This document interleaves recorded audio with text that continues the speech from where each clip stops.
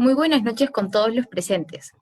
Mi nombre es Camila Herrera Velarde y nuevamente estoy con ustedes este domingo. Soy estudiante del 10º ciclo de Derecho y en esta oportunidad me complace presentar el segundo episodio del programa Tertulia Informativa, espacio creado para acercar a la comunidad trujillana a temas tanto jurídicos como culturales y también sociales, los cuales, como les mencioné ya anteriormente, son de gran interés colectivo. Esta gran actividad está organizada por la Asociación Unidos por la Paz, la Educación y la Democracia, UPED. En esta oportunidad me encuentro acompañada del magíster Alexander González Orbegoso, quien es abogado por la Universidad Privada Antenor Orrego y también tiene estudios de maestría en Ciencias Penales por la Universidad Nacional Mayor de San Marcos. Por otro lado, es especialista en la Ley de Contratación con el Estado por la Universidad ESAN y autor de diversos artículos sobre la materia. Bienvenido, magíster. Muy buenas noches, Camila, muy buenas noches con todos los presentes. En primer lugar, quiero agradecer a Martín Arias, presidente de la Asociación UPED, y a todo el equipo que está detrás de estas cámaras por esta importante labor. Y en segundo término, quiero agradecer, porque me siento complacido, quién más que yo, que soy de Trujillo, de poder compartir con esta asociación, que entiendo que de primera mano tiene enlace con personas, contactos de Trujillo, y obviamente que se va a extender a las demás personas que tienen un interés en este segundo episodio y en los siguientes. Sin más, cedo el uso de la palabra a Camila para que haga referencia al uso del contexto de lo que se va a abordar en esta noche. Muchas gracias, doctor. Bienvenido nuevamente. En primer lugar, gracias a usted por su presencia y sobre todo por su tiempo. Como ya habíamos conversado, el día de hoy vamos a tomar este espacio para conversar de un profundo drama humano. Estoy refiriéndome a la pandemia y el hacinamiento penitenciario, triste realidad que vemos todos los días. Es muy sabido que desde la llegada de la COVID-19 al Perú, los modos de vida como los conocemos dieron un giro de 180 grados. El confinamiento obligatorio y el colapso del sistema sanitario fueron los efectos con los que lidiamos y seguimos lidiando día a día. Sin embargo, el conflicto del cómo enfrentan la pandemia a las cárceles del Perú nos ofrece un panorama aún más desolador y no se ha atendido por las autoridades. Esto genera mucha preocupación en todas las personas y yo creo que lo podemos observar día a día, no solamente en las noticias, sino también en los periódicos, en la radio. Es una problemática actual y preocupante. Ya sea los prejuicios o por el desinterés de las autoridades, o también, por ejemplo, por la sobrepoblación penitenciaria y el número de contagiados y muertos, nos demuestran que estamos afectando el sentido resocializador de la pena privativa de libertad y sobre todo el respeto de los derechos humanos basados en una dignidad que todos nos merecemos. Pero esto no acaba acá. Lo más duro de esta situación es que en estas condiciones no solo purgan condena a aquellos quienes luego de un juicio se ha determinado la culpabilidad de los mismos, sino que también dentro de este hacinamiento penitenciario encontramos a procesados que se encuentran en el marco de una prisión preventiva, ¿no? Dentro del marco de una medida cautelar donde aún no se ha determinado su culpabilidad certera. Entonces, en ese sentido, yo voy a darle el pase a usted para que comience a explicarnos este panorama, este contexto y esa triste realidad que estamos viviendo. Bien, muchas gracias. Y quiero hacer uso y mención de la radiografía en realidad que ha hecho Camila de este importante tema. En esta oportunidad a mí se me ha encargado hablar sobre la prisión preventiva y el hacinamiento en el marco de la pandemia COVID-19. Y de entrada pongo de manifiesto que voy a ser respetuoso del título y de su contexto. Eso quiere decir que no voy a hablar sobre los presupuestos de la prisión preventiva, no voy a hablar sobre los estándares de la prisión preventiva, no voy a hablar sobre la sentencia plenaria 1/2019 que hace alusión a la prisión preventiva, sino puntualmente y relacionada a la prisión preventiva y el hacinamiento en el marco de la pandemia COVID. Es decir, entiendo yo que la sugerencia del tema propuesto es cómo ha influido la pandemia COVID en la aplicación de la prisión preventiva y cómo está actualmente el hacinamiento y cuál debe ser el tratamiento y si las políticas que se han implementado para reducir ese hacinamiento son las adecuadas o no son las adecuadas. Entonces, bajo esa premisa y delimitación de la problemática o del tema que se va a abordar, voy a compartir con ustedes unas láminas para poder afianzarme de las mismas y tener un orden sobre el contexto. Adelante, doctor. Muchas gracias. A ver, ahí me avisan. ¿Está correcto? Sí, doctor, sí se observa. Perfecto. Miren, ¿cuál es lo primero que yo diría en este tema? ¿Cuáles son los primeros cambios en el marco de la pandemia a raíz del COVID-19? El Estado, a través del Poder Ejecutivo, emitió con fecha 7 de mayo del 2020 la resolución administrativa número 138-2020.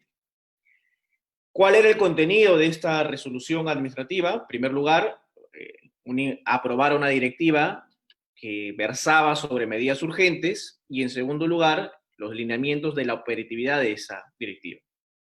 Más adelante vamos a centrarnos en los puntos más destacables sobre estas directivas, pero me quiero detener aquí puntualmente en cuál es el mapa general sobre las políticas en el marco de la pandemia sobre la prisión preventiva. Después de ello, tenemos el decreto legislativo 1513, que se promulgó, el 4 de junio del 2020, que regula la fecha de medidas excepcionales para la población penitenciaria por riesgo de contagio de COVID. Medidas excepcionales para la población penitenciaria por riesgo de contagio de COVID. Recientemente, en una audiencia en la que interviene el maestro, doctor, profesor Neira Flores, hizo una pregunta muy pertinente, en mi modo de ver, a un colega, un abogado, diciéndole más o menos lo siguiente, ¿no?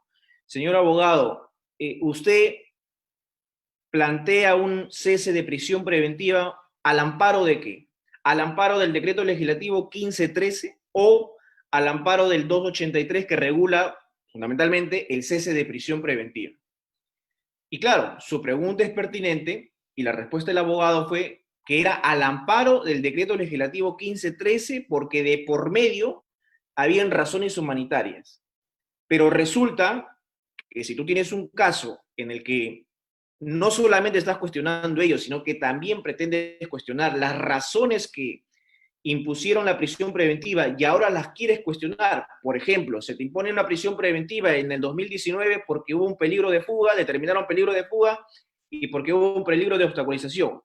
Hoy, 2020, en plena pandemia, ¿quieres cuestionar eso? Entonces, ahí no tiene caso, no tiene cabida el decreto legislativo 1513, sino que tiene cabida el artículo 283. Entonces, es muy importante delimitar los ámbitos problemáticos y sobre todo el tema de cuestión para que no haya una tergiversación. Para mí, como digo, en mi opinión, fue una pregunta muy pertinente del magistrado Neira Flores y que, bueno, el abogado tendrá sus razones por qué se delineó por un lado y no por el otro, pero a mi modo de ver es muy puntual saber bien concreto cuál es el alcance de este decreto legislativo 1513. Dicho esto, y ¿saben por qué? Luego lo voy a explicar, pero ¿saben por qué es importante? Porque este decreto legislativo 1513 regula un supuesto en el que excluye a las personas que están sometidas a una organización criminal. Me explico, muy sencillo. Si tu cliente ha sido imputado en un delito de organización criminal y tú vas y le dices, planteo un cese por razones humanitarias, por razones de salud, porque la persona está contagiado, sí, resulta que te van a decir no, porque ese decreto legislativo señala que las personas que están inmersas en delitos de organización criminal no forman parte de este decreto legislativo. Ah, pero hay otra razón. Bueno, hay otro tipo de cuestionamientos. Y luego voy a hacer una crítica a algunas voces que se levantaron en su momento cuando salió el decreto legislativo 1513 y decían que cómo es posible que este decreto desnaturalizaba la medida del cese de prisión preventiva. No, bueno, no es medida en realidad, sino es una variación que regula el 255, bajo esa premisa luego se regulan las demás normas, esas disposiciones. En realidad yo creo que hay un tema de no identificación de punto controvertido, porque nada obstaculiza que teniendo un cliente, una persona sometida y estando en un marco de una organización criminal, si no cumplen las exigencias del 1513, tranquilamente puedes irte por el 283 que regula el cese de prisión preventiva. Entonces, otra medida es el decreto legislativo, el 1514, que optimiza la aplicación de la medida de la vigilancia electrónica personal para reducir el hacinamiento. Muy bien. Entonces, esto es a modo general los cambios que ha habido en la pandemia por el COVID en relación a la aplicación de la prisión preventiva. Resulta, mis queridos amigos, que estos cambios en realidad responden a una deficiente, si quepa el término, política nacional penitenciaria. Y esto no solamente es a título personal, esta política nacional penitenciaria que veníamos arrastrando desde el año 2016 al año 2020, que fue aprobada por el Decreto Supremo 05-2016, en realidad esto ha sido advertido por el Tribunal Constitucional, bueno, hace mucho tiempo también, pero en la sentencia de Tacna, que hace unos meses fue emitida y fue muy comentada por muchos colegas, incluso por mí también, abordé una ponencia, desnudó, puso sobre la mesa que la política, el plan nacional penitenciario era deficiente. Y es por eso que se dan estas medidas a las cuales he hecho alusión. Como era deficiente del 2016 al 2020 y no había resultado, entonces es por ello que en su momento el Tribunal Constitucional, en el expediente recaído en el 054-36-2014 de Tacna, adopta unas medidas, ¿no? Y bueno, ¿qué es lo que señala? Que en el plazo de 3 meses, fíjense, esto ha sido promulgado en junio, julio, agosto, septiembre. Ya pasaron 3 meses. No sé, de repente alguien sabrá, si es que verdaderamente se ha elaborado en ese plazo que había otorgado el Tribunal Constitucional, que se elabore un nuevo plan nacional de política penitenciaria. Esto es que abarque el 2021. Hasta la fecha no tenemos conocimiento, bueno, particularmente no tengo conocimiento si verdaderamente se ha elaborado ese plan o no. ¿Cuál era la razón de ser? ¿Qué es lo que se quería? Sencillo, ampliar, modificar sustancialmente las medidas para superar este estado de cosas inconstitucionales. Esta sentencia ha sido muy comentada sobre el estado de cosas inconstitucionales. ¿Qué es lo que se requiere primero? Lo que dijo el Tribunal Constitucional, identificar los estados penitenciarios cuyas condiciones de hacinamiento son una amenaza para la salud, para la vida y para el desarrollo del interno. 2, se exhorta al MES para que asegure los recursos económicos. 3, exhortar al Poder Judicial para que identifique un adecuado nivel de equilibrio. Aquí el equilibrio fundamentalmente tiene que ver con el test de proporcionalidad que se dan en todas las medidas de variaciones de prisiones preventivas o al momento de evaluar. Esto, la verdad, queridos amigos, yo no sé si es que los jueces lo escuchan, lo oyen, lo leen, lo comprenden, lo asimilan y sobre todo lo aplican. Porque escrito está, pero de ahí a aplicarlo, es decir, que exhortamos al Poder Judicial.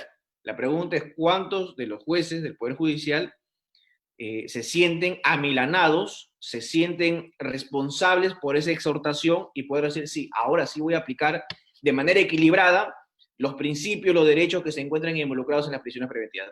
¿Lo hay? Bueno, seguramente algunos jueces valientes lo harán, otros no, por supuesto. Entonces, más o menos estoy tratando de describir cómo está actualmente la situación, por un lado, política, de política penitenciaria, de norma, el pronunciamiento del Tribunal Constitucional, para más o menos luego de barajear todas estas situaciones, tener un bagaje y decir si las cosas se están haciendo bien o se están haciendo mal, o si es que por lo menos se están intentando. Siguiente, a ver.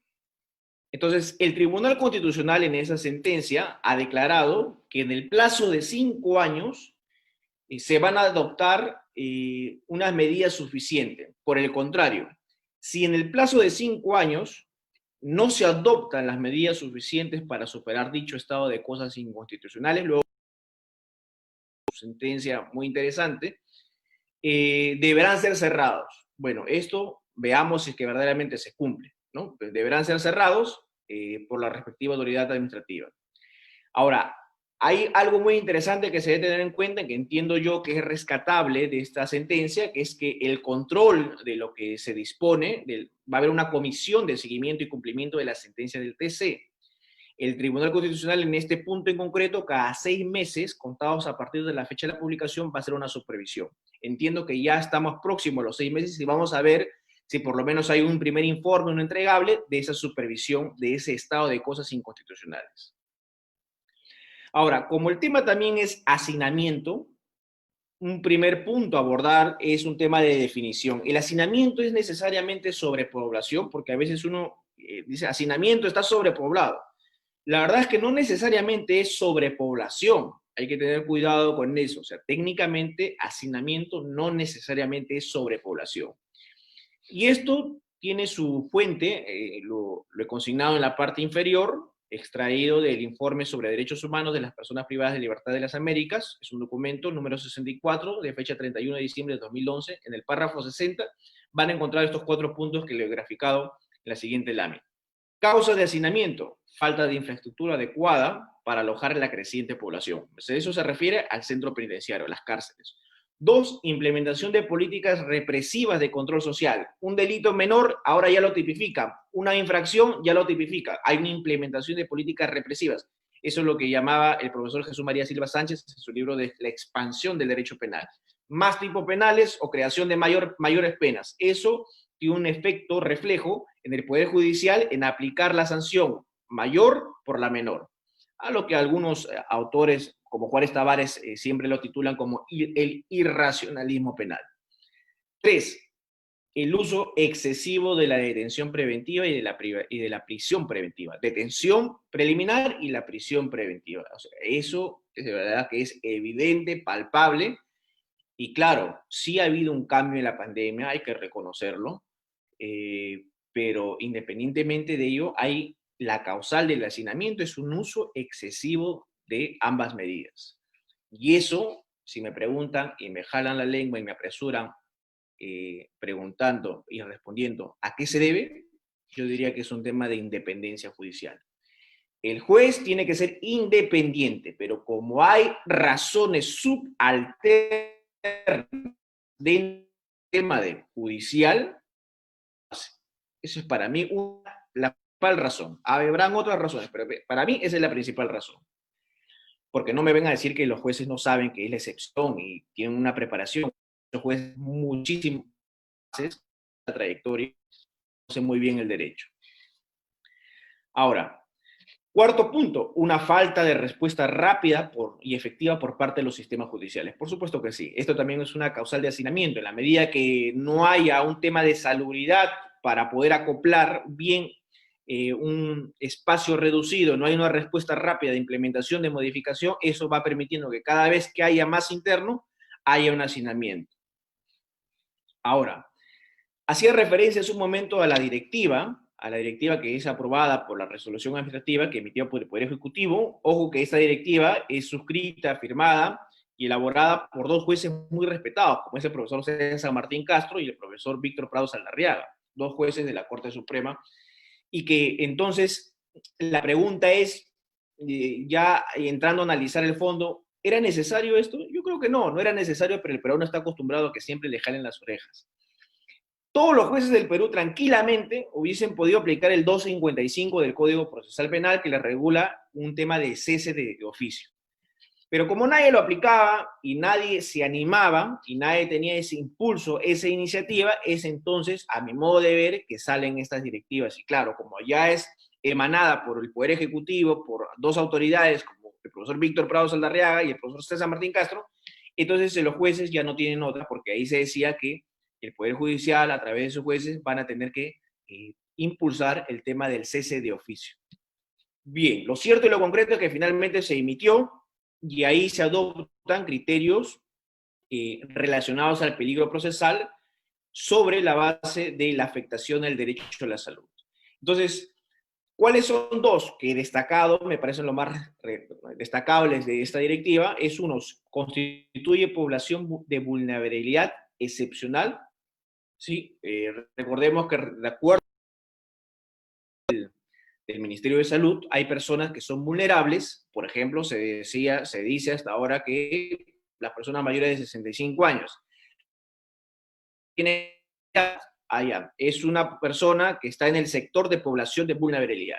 Esas personas, en relación al peligro procesal, que es un tema de valoración, entran a tallar y mellar al momento que el juez va a determinar si esa persona se varía de prisión a una comparecencia restrictiva. Ahora, ¿qué más se destaca aquí? Enfermedades graves, enfermedades crónicas, calificadas como riesgosas frente al coronavirus. Actualmente también hay una discusión, por ejemplo, si el asma, que no está consignado ahí, es una enfermedad crónica grave relacionada al coronavirus. Claro, en la medida que de alguna u otra forma repercute en la respiración, se puede tildar y enfocar desde ese punto de vista. Dos, en estos supuestos se dice que el juez tendrá presente, destaco la segunda línea, el nivel de salubridad del establecimiento penal. ¿Qué es lo que ha cambiado? Es esto, en el marco de la pandemia. Antes, sin esa directiva, sin pandemia, nadie, ni ningún juez, y con el mayor respeto, ningún abogado, salvo que alguien pueda decir si hay un abogado, incluso algunos colegas con mayor trayectoria que la mía, de muchos años, decían que a nadie antes se le había ocurrido, en una prisión preventiva, por ejemplo, no solamente cuestionar el peligro de fuga, el peligro de obstaculización, ni la proporcionalidad, a nadie se le habría ocurrido decir, hay un tema de salubridad en el establecimiento penitenciario, por si acaso. Esa persona se puede contagiar, olvídense del coronavirus, por cualquier enfermedad. Nadie lo había planteado. Pero hoy en día, por ejemplo, ya enmarca y se engarza con otro enfoque y le dan un tema de salud. Y antes, por supuesto que era válido decirlo, porque el derecho a la salud es un derecho constitucional y por lo tanto tiene un mérito de discusión. Tercera línea, tendrá en cuenta las medidas que se han tomado para evitarlo. Cuarta línea, su grado de hacinamiento del mismo. Esto, en buena cuenta, las personas que de alguna u otra forma están involucrados en un proceso y quieren hacer referencia, tranquilamente se descargan la sentencia del Tribunal Constitucional de Tacna sobre el estado de cosas inconstitucionales y ahí tiene una data muy, muy interesante, al igual que el Poder Ejecutivo, sobre los estados de hacinamientos de cada centro penitenciario del Perú. Entonces ahí tranquilamente pueden ver el grado de hacinamiento. Si un grado de hacinamiento, por ejemplo, del penal de Milagro, que es de Trujillo, por ejemplo, no tengo la cifra exacta, por ejemplo, es de 80% y resulta que está un 120%, ya ahí tienes un margen de 40% de más. Hay un grado de hacinamiento, 40% de más. Entonces, esos datos son importantes al momento de evaluar una variación de prisión preventiva. Acá hay un punto destacable, en que ya tiene un enfoque procesal, que es otro factor a tener en cuenta en una variación, es decir, la persona está privada de su libertad y el abogado plantea que se varía comparecencia, que vaya a su casa con una comparecencia restrictiva, no me refiero a detención domiciliaria, es que si el interno procesado está por cumplir el plazo de la prisión preventiva o si ya se encuentra bajo la prolongación de la prisión preventiva, destaca esta directiva y es importante que los jueces tomen nota, pero sobre todo la apliquen, es que es preponderante. En este supuesto es preponderante que la persona pueda salir tomando en cuenta el riesgo sanitario. ¿Para qué vas a demorar que esa persona esté ahí si ya le falta 30 días para que salga? O incluso una prolongación. Ya no resulta necesario a la luz del test de proporcionalidad. Hay supuestos, conozco y ha dado la vuelta a Lima y entiendo también a otras provincias, por ejemplo, que la persona ya estaba por salir, le faltaba, por ejemplo, 15 días para que salga, para que pueda terminar su prisión preventiva de 36 meses.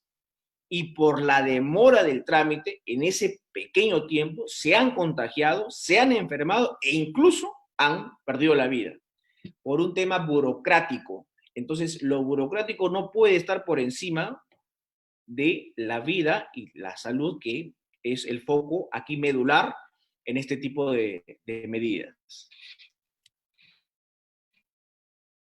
Ahora bien, fíjense, aquí está el decreto legislativo 1513, que he hecho referencia hace un momento, y aquí hay que revisarlo y hay que entenderlo. Es muy sencillo en realidad, yo no entiendo por qué en su momento se hicieron problemas algunos colegas en comentarla, criticarla y generar un problema en realidad cuando no lo había. El artículo 2 del decreto legislativo hace referencia a una cesación por mínima lesividad. O sea, ¿cuál era el sentido que el Estado saque este decreto legislativo? El sentido, la finalidad era que, mira, hay delitos de mínima lesividad. A todas esas personas que están por delitos de mínima lesividad, sácalos, retíralos. No es necesario que estén en el penal. Sácalos, doy una medida, una política rápida. Y eso, les guste o no les guste, le han puesto el nombre de cese. Cese de prisión preventiva por mínima lesividad.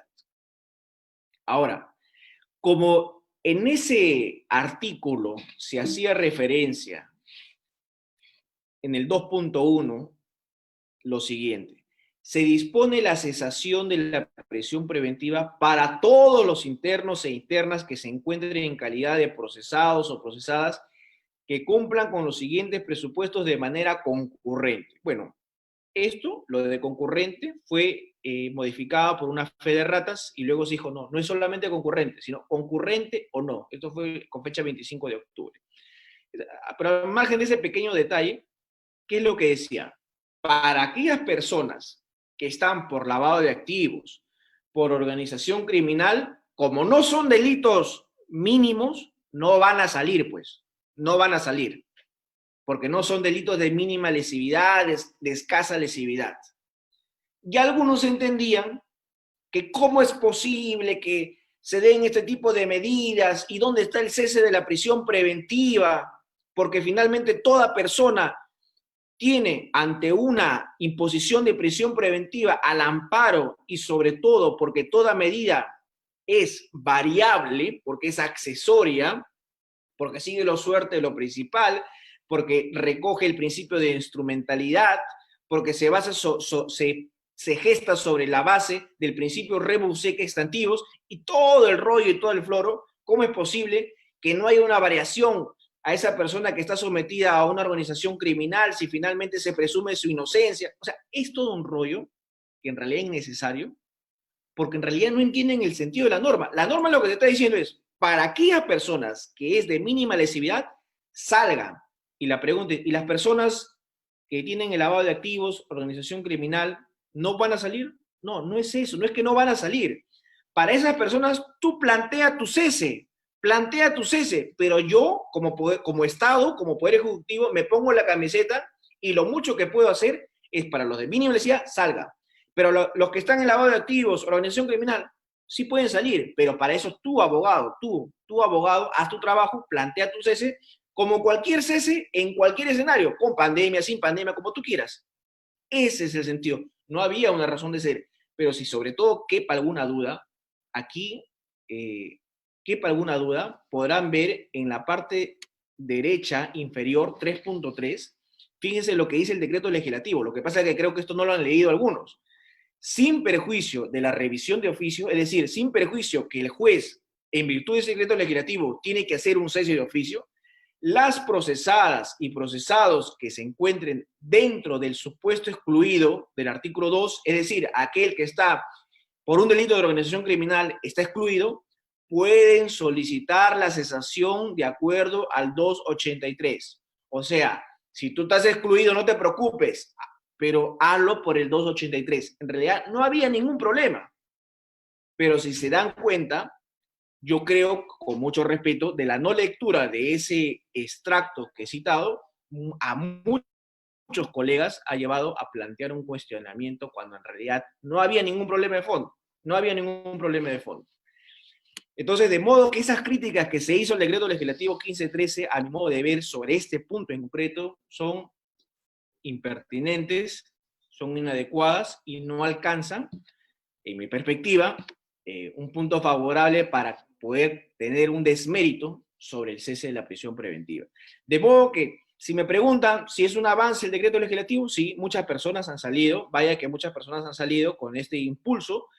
Conozco casos en los que los jueces muy valientes han resuelto el cese por impulso de oficio y que han aplicado los jueces lo que deberían aplicar. Esto es variarle por detención domiciliaria, variarle por la comparecencia restrictiva. Bien, finalmente, he tratado de ser bien puntual para efectos de no irnos por muchos escenarios, sin prejuicio que también podamos hacer las preguntas y correspondientes. Hoy en día, o antes de la pandemia, ¿cuál era el test de proporcionalidad? Ahí está una especie de balanza en el gráfico. ¿Qué es lo que te decían los jueces? Por un tema de prevalecer la verdad, el deber de obtener las sentencias justas, prevalecen sobre la libertad. Y claro, te ponían en la balanza en ese sentido y decían, no, esta persona, hay que prevalecer la verdad de la investigación, hay que prevalecer una sentencia justa en mérito de lo que pueda decir la sociedad, prisión preventiva. Pero hoy en día, en el marco de la pandemia, ya creo que ese enfoque de balanza ya tiene un giro y tiene una mirada distinta que ya no sería así, sino que sería más o menos de esta siguiente forma, ¿no? Ya tienes el hacinamiento, ya tienes la salud, ya tienes el factor tiempo, y que por lo tanto ya no es una perspectiva de igual a igual o de verdad que sobrepesa más sobre la libertad. Y aquí faltaría nada más agregar la libertad, ¿no? Entonces hay más factores que hacen que el análisis de la proporcionalidad adquiera un mayor peso sobre lo que se conoce o lo que se suele decir el deber de obtener las sentencias justas. Entonces, mis queridos amigos, sobre ese análisis, en realidad he tratado de hacer una radiografía de las políticas que han implementado el Estado y sobre todo cuál es la respuesta de facto que el hacinamiento adquiere o no adquiere, si verdaderamente es compatible o no es compatible con lo que dicen. Por ejemplo, el TC lo que ha dicho es que tienen 3 meses para elaborar el proyecto. En realidad ya pasaron los 3 meses y no se conoce ningún proyecto. Cada 6 meses se va a hacer una supervisión. Hasta ahora ya estamos próximos a los 6 meses y no sabemos si es que verdaderamente va a haber proyección. Entonces, así está más o menos hoy en día el marco de la pandemia. Después, lo demás es lo mismo en relación a los presupuestos y, por supuesto, que también hay un tema interesante que lo dejo a modo de preguntas o conversación de lo que aquí pueda suceder, es sobre lo que viene sucediendo hoy en día el INPE en relación a las audiencias de variaciones de prisión preventiva. Me refiero puntualmente al tema de salud, a lo que es cómo son las gestaciones, cómo son los trámites burocráticos y eso cómo el juez lo maneja en relación a lo que el abogado está presentando o no presentando para una variación de una prisión preventiva. Sin más, quedo atento a sus preguntas y sugerencias, críticas, por supuesto. Seguramente algunos no todos comparten lo que he dicho y con el mayor ánimo de poder conversar con ustedes. Quedo atento, Camila.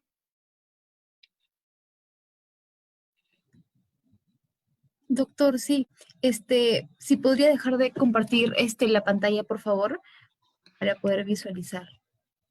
Perdón, dame un segundo. Sí, claro que sí, doctor, no se preocupe. Ahí está. Bien, correcto. En primer lugar, muchas gracias por la exactitud que ha tenido usted al tratarnos el tema. Como usted sabe, tenemos en el público personas que quizás no estudian derecho y aún así ha sido muy entendible lo que hemos podido escuchar, porque es un tema que a todos nos atañe, ¿no? Es un tema que todos vemos, ya sea en las noticias, en el radio, en los periódicos, entonces debemos estar actualizados.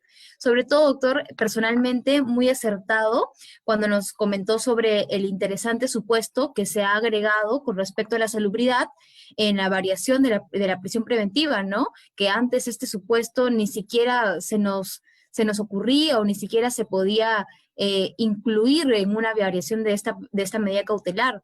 Y en segundo lugar, muy interesante lo mencionado sobre que lo burocrático y sobre todo la formalidad del trámite no puede ir más allá de los derechos humanos, ¿no?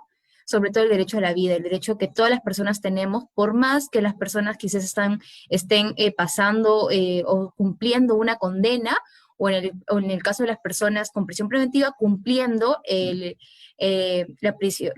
una medida cautelar. Entonces, doctor, para no redundar, yo quisiera hacerle 2 preguntas concretas. En primer lugar, a criterio de usted, ¿cree que una vez culminada la pandemia volveremos al estado inicial de sobrepoblación o también llamado hacinamiento penitenciario, ya que usted nos ha mencionado que no siempre el hacinamiento es una sobrepoblación? Pero ¿cree usted que después de terminado esta pandemia se puede volver a una problemática así como la de la que se está saliendo, por así decir? Mira, atendiendo justamente a las causas del hacinamiento, el tema de la pandemia es solamente una de ellas. Esto quiere decir desaparezca la pandemia, las causas del hacinamiento van a continuar, salvo que el INPE, o en este caso a través de otras medidas que el TC ha abordado, que el TC prácticamente lo que le ha hecho es jalarle las orejas, a través de un presupuesto pueda adoptar otras políticas. Por ejemplo, el Congreso, todas las medidas de impulso, sus proyectos de ley sobre implementación de mayor delitos, se me ocurre, sea evaluado por el Tribunal Constitucional, ¿no? O sea, se promulgó el delito de marcaje. Muchas personas han ido por el delito de marcaje, perfecto. Es una medida represiva que responde al clamor de la sociedad. Hay una inseguridad, la sociedad reclama mayor pena, pero cuando uno va al Código Penal y dice, a ver, la persona que roba y producto de ese robo ocasiona una afectación a la salud grave, el Código en ese supuesto le da cadena perpetua, perdón, 35 años. 35 años. Entonces, la persona que roba y como consecuencia de robo o causa la muerte o hay una afectación grave a la salud, la pena es de 35 años. Entonces, esto significa que cuando hay ese supuesto, y eso me hace recordar a un caso denominado Romina Cornejo, que a una niña que iba por el Zanjón de Lima, los marcas le intersectan a la camioneta, le proporcionan un disparo y queda parapléjica, es robo subsecuente de una afectación de salud. ¿Cuál es la pena para esa persona? 35 años. La gente en ese tiempo reclamaba mayor pena, pero como no puede haber mayor pena porque la pena máxima en el Perú es 35 años, la discusión político-criminal, el giro de discusión político-criminal hace que ya no vea mayor pena, sino que mire a un costado y diga, bueno, como no hay mayor pena, entonces creo un tipo penal. ¿Y cómo creo ese tipo penal? Adelantando la barrera de punición, no esperando que se llegue a ese resultado, y al adelantar la barrera de punición, lo que reprimo es el delito de marcaje. Ya, entonces, ¿qué significa eso? El Congreso aprueba una ley, salen medidas represivas, y eso es, por ejemplo, una causal de hacinamiento. Las medidas represivas populares, lo que llaman el derecho popular populista.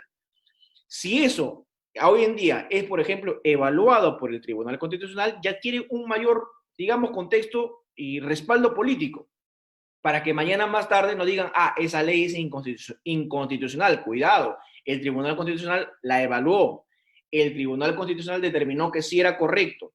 Ya. Entonces yo creo que debe haber filtros.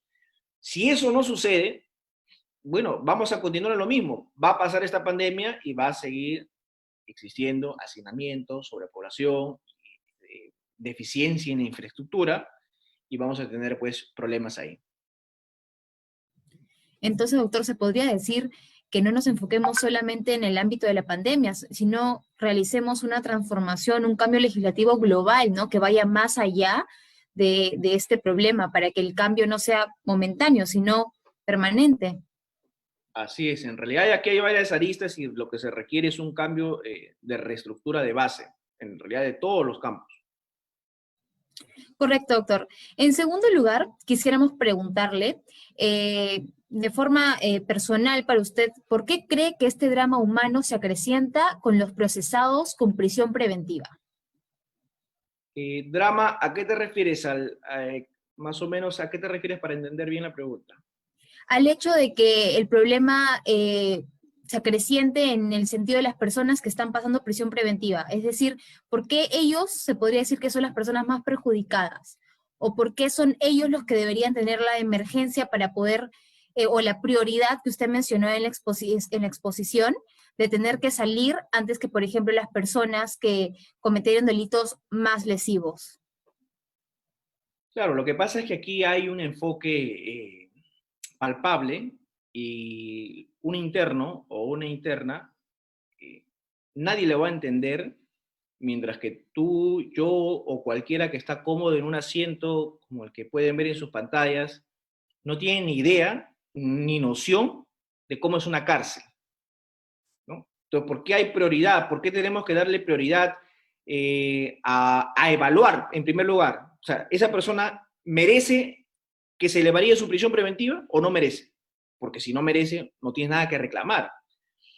pero por lo menos evaluar de manera seria. Merece, no, en la medida que no seas sensible, o no conozcas un caso de cerca, o que a tu familiar, a tu papá, mamá, hermano, tío, no le pase un caso similar, jamás vas a ser consciente del drama de lo que esa persona está pasando y viviendo. Yo sí puedo responder que sí conozco una cárcel. Yo sí puedo responder lo que he vivido y compartido con muchos clientes, comprándome su dolor, porque de eso se trata uno como abogado. Sí he visto también a familiares sufrir un drama de esa naturaleza. Cuando eres consciente sobre eso, y si mañana más tarde me toca ser fiscal o juez, como fiscal voy a pensarlo dos veces, requerir una prisión preventiva cuando existen otras medidas. Como juez voy a pensarlo dos, tres veces, ¿por qué le puedo dar prisión preventiva si hay otras medidas?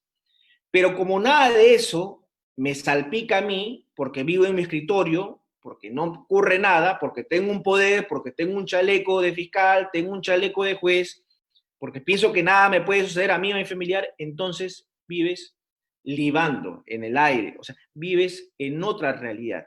Entonces, eso para mí es importante tener el enfoque humano.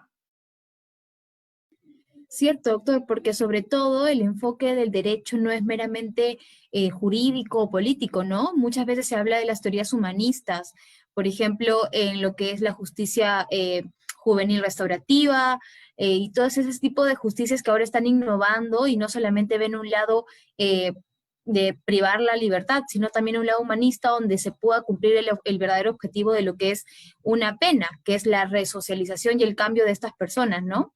Entonces, como tercera pregunta, doctor, tenemos que ¿cuáles serían los motivos aparentes para poder decir que se está abusando de la prisión preventiva en el Perú como medida cautelar? Los motivos aparentes para decir que se están abusando de la prisión preventiva. Yo diría, más que aparente, palpable. ¿Qué motivo palpable para mí es que hay un abuso de la prisión preventiva? O sea, como te comentaba al inicio, yo creo que es un tema de independencia. Si el juez no es independiente, siempre va a tener declinado a algún lado el sentido de su resolución. En toda institución pública, en toda institución pública hay políticas. Uno ya conoce qué juzgado, qué política tiene en relación a la prisión preventiva. Tú puedes ser un juez de primer nivel, pero si tu superior, si tu jefe de OGMA, de alguna otra forma te está neutralizando, cuidado con lo que resuelvas, cuidado con esto, o si diste libertad, luego te revocan y te llama la atención, ya no te quedan ganas de, en otro caso, dar la libertad. O sea, yo he sido testigo ocular en Trujillo, que un juez, por ejemplo, me amparó una tutela de derechos por imputación necesaria y el juez, luego de haber amparado, le visitó el presidente, le visitó el jefe de OGMA de aquel entonces, no voy a decirle periodo para que nadie pueda identificarlo, pero vaya, o sea, ¿en qué estamos? Entonces, ¿con qué autoridad ese juez va a amparar otra tutela, sea mi caso, o sea de cualquier ciudadano, teniendo la razón? Eso es un tema de independencia. Para mí me queda clarísimo ese tema. Correcto, doctor. Personalmente concuerdo muchísimo con usted porque en el Código Penal se establece taxativamente cuáles son los presupuestos que tienen que cumplirse para que se aplique la prisión preventiva, ¿no? Y muchas veces pareciera que eso queda en puño y letra y más no se aplica a una situación donde se debe determinar si realmente la prisión preventiva como última instancia debería aplicarse o no, ¿no? Como última medida, porque usted incluso nos mencionaba que usted fiscal o usted juez, antes de presentar o antes de solicitar se aplique la prisión preventiva al procesado, o como juez, luego de aprobar el pedido de prisión preventiva, pensar si se le podría aplicar quizás otra medida, ¿no? Entonces, concordamos en eso y bueno, ojalá se pueda mejorar ese principio de independencia que debería tener todo magistrado. Bien, doctor, ahora me gustaría pasar a algunas preguntas que el público que nos está observando ha realizado. En primer lugar, tenemos la pregunta de Shirley Marquina, quien nos dice lo siguiente. ¿El mandato de cese afectaría la independencia de los jueces del Poder Judicial? Bien, agradezco la pregunta y respondería que no porque todo lo que está regulado expresamente, salvo algunas que tengan una connotación de inconstitucional, son legales. O sea, es obvio, aunque parezca obvio decirlo, son legales, tiene una regulación que es reconocida por el constituyente y por lo tanto adquiere conducto. Es decir, si la norma te establece que hay un artículo, un dispositivo para postular, solicitar como justiciable o como abogado del justiciable un cese, no hay ninguna afectación. Igual, por ejemplo, lo que se dice mucho, o en algún momento se decía mucho, la prisión preventiva afecta la presunción de inocencia. No, porque la presunción de la prisión preventiva es una medida recogida en el ordenamiento jurídico. No afecta a la presunción de inocencia porque está establecido, es legal. ¿Cuándo la afecta? Cuando no cumpliendo los presupuestos, tú impones una prisión preventiva. Hay que diferenciar eso. En la medida que esté regulado, no hay ninguna afectación a ningún principio, salvo que sobre ese dispositivo se deduzca un tema de inconstitucional, se haga una demanda de inconstitucionalidad. Ahí sí. Perfecto, doctor. Muy entendible la respuesta. La compañera Walkiria Seminario nos pregunta lo siguiente. ¿Qué opina usted sobre el criterio de peligro de fuga en tiempos de coronavirus, sobre la posible inaplicación de la prisión preventiva? Bueno, eso sí es una interesante pregunta y diría yo, un tema un tanto subjetiva, ¿no? Porque, a ver, uno como abogado, ¿qué es lo que dice? Las fronteras están cerradas, ¿cómo va a salir? No puede salir, que esto, lo otro, que eso es objetivo. No nos engañemos. A la persona que puede salir, sale sin avión y casos hay. Hay muchos personajes que se han ido por el norte, han llegado en Ecuador y han podido salir tranquilamente. O sea, no necesitas un avión para que te salgas, ¿no? Entonces no puede decir que no hay vuelos. Yo he escuchado a un abogado decir, no hay vuelos. No necesitas un vuelo para que te puedas escapar, porque incluso el tema del peligro de fuga no solamente es irte, sino esconderte. Es un tema también a evaluar, no solamente es irte, sino esconderte, si te puedes ocultar. Entonces, en tiempo de pandemia, ¿cómo evaluar esa situación? Yo creo que para no entrar en subjetividades de qué es lo que puede, ¿no? Siempre se va a necesitar un dato objetivo. O sea, la persona que tú dices, fiscal, que se iba a fugar, ¿dónde estaba? En pandemia. ¿Dónde la encontraste? Estaba por Tumbes, ¿no? Próximo a salir. Si su casa queda en La Noria, estaba por Simbal, ¿no? Estoy citando lugares de Trujillo para que la gente me entienda, ¿no? O sea, ¿qué hacía por allá? ¿No? Si su casa quedaba en California, ¿qué hace por Huanchaco, Huanchaquito? ¿Qué hacen por ahí ocultos? Esos datos, en un marco de pandemia, permiten decir que esa persona trataba de ocultarse. O sea, te permite, arribado con muchos más datos, periféricamente, a tener, por ejemplo, un razonamiento por lo menos más razonable. Entonces, yo creo que desde ese enfoque podemos salvaguardar y no caer en las subjetividades. Correcto, doctor. Entonces sería lo más recomendable y lo más óptimo analizar caso por caso, ¿no? Porque como dice usted, sería imposible determinar que es un imposible jurídico, un imposible en la realidad, que no una persona no se pueda fugar, ¿no? Muy bien sabemos que cuando una persona lo quiere hacer, lo puede hacer, ¿no? Entonces, lo ideal que sería el fiscal del caso, el encargado del caso, determinar situación por situación para determinar si realmente correspondería aplicar el supuesto de peligro de fuga o no. Y como tercera pregunta, doctor, y como última, tenemos de la señorita Ana Moreno, quien le agradece por la exposición y a la misma vez pregunta. En el caso de aquellos que se han contagiado o fallecido por la propia naturaleza de los centros de reclusión, ¿existiría la posibilidad de una indemnización? Muy buena pregunta. Sí. Yo opino que sí, sí hay una posibilidad de indemnización. De hecho, hay un tema de responsabilidad y ahí habría que determinar la responsabilidad a quién se le atribuye.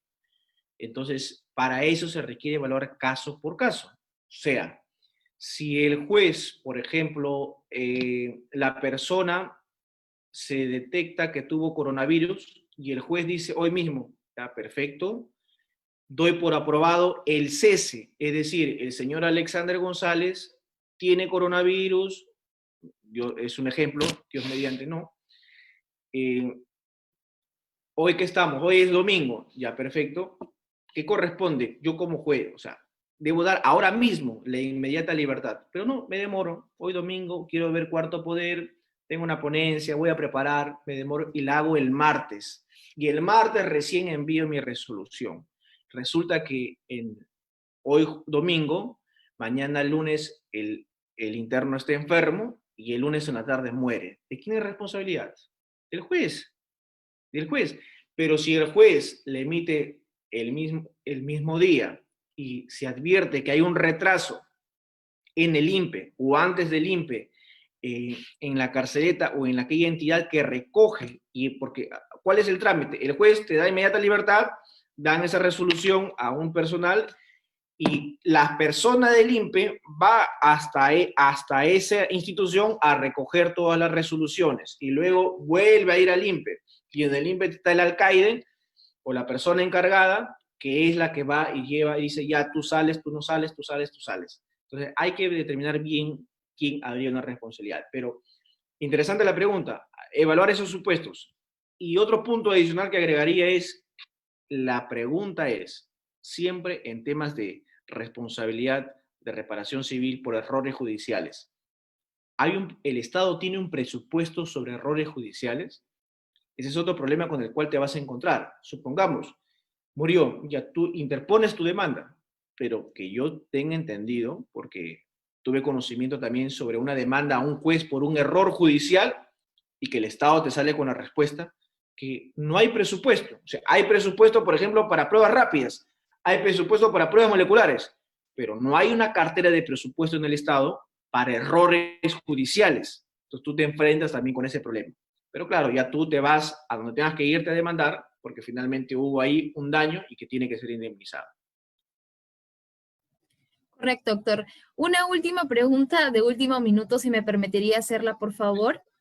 Es del joven César Linares, quien pregunta, según la opinión del doctor Orbegoso, ¿cuál cree que es el motivo por el cual algunos jueces, a pesar de los decretos legislativos y directivas vigentes, no optaron por aplicar correctamente los criterios para dictar el cese de prisión preventiva? Y claro, y yo de alguna otra forma ya lo había anunciado, estimado amigo, ¿por qué no lo aplican aún existiendo los decretos, aún conociendo el derecho? ¿Por qué no lo aplican? Hay muchos factores. Difícil saber qué juez, qué factor se acopla más a su mentalidad. Como dije, primer tema, independencia. Si el juez no es independiente, por más que él quiera hacerlo, no va a poder resolver. Puede que incluso un juez sea un juez provisional, es decir, que en cualquier momento su cargo sale así, o porque el otro juez lo ha puesto. O sea, va a estar siempre a merced de lo que digan los demás jueces. Otro factor, ¿por qué no lo aplican? Superioridad. Hay a veces que un juez no tolera que un abogado le hable un poquito de doctrina o le hable, por ejemplo, señor magistrado, el Tribunal Constitucional, la Corte, ya, al punto, te dice, ¿no? Al punto. A ver, ¿cuál es el supuesto de hecho? O sea, superioridad. No toleran que alguien le haga una especie de discusión. Claro, el abogado tampoco no está para ir a enseñar al juez, ¿no? El abogado tiene que ser puntual, pero hay siempre márgenes, hay siempre límites. Ni el abogado puede abusar, ni tampoco el juez puede abusar. Ni el juez está por encima del abogado, ni el abogado por encima del juez. Iguales, todos son iguales. No es que el fiscal sea más que el abogado o viceversa. Entonces, bajo ese ámbito, a mí me permite independencia, superioridad y como tercer punto, como lo mencionaba hace un momento, ausencia de concientización de lo que el juez puede haber pasado o si mañana más tarde le puede suceder a él o a su familia. Mientras que no entiendas eso, jamás el juez va a entender el drama humano y sobre todo por cómo aplicar lo que corresponde aplicar. Correcto, doctor. Acertada respuesta y sobre todo yo creo que ha quedado claro lo que hemos tratado de ver en esta charla, como usted dijo, no extendernos sobre cómo se aplica la prisión preventiva o qué es el hacinamiento, ¿no? Sino ver esos términos en una sociedad, en una población que estamos afrontando una coyuntura de COVID-19. Por último, quisiera hablarle desde términos personales, que me ha parecido muy interesante y sobre todo enriquecedora la charla que usted nos ha podido brindar el día de hoy. Y en nombre de la asociación le agradecemos profundamente por haber aceptado nuestra invitación y sobre todo por habernos regalado una parte de su tiempo el día de hoy. Esperamos de todo corazón tenerlo en una próxima oportunidad y también muchas gracias a todos los participantes que se han conectado al en vivo, que nos han podido observar y que nos han podido hacer llegar sus preguntas. Entonces, hasta una próxima tertulia informativa y muy buenas noches con todos. Muchas gracias, doctor, nuevamente. Muchísimas gracias, Camila, a Martín Arias, a todos los presentes y hasta otra oportunidad, queridos amigos. Muchísimas gracias por su atención. Gracias, doctor. Buenas noches. Buenas noches.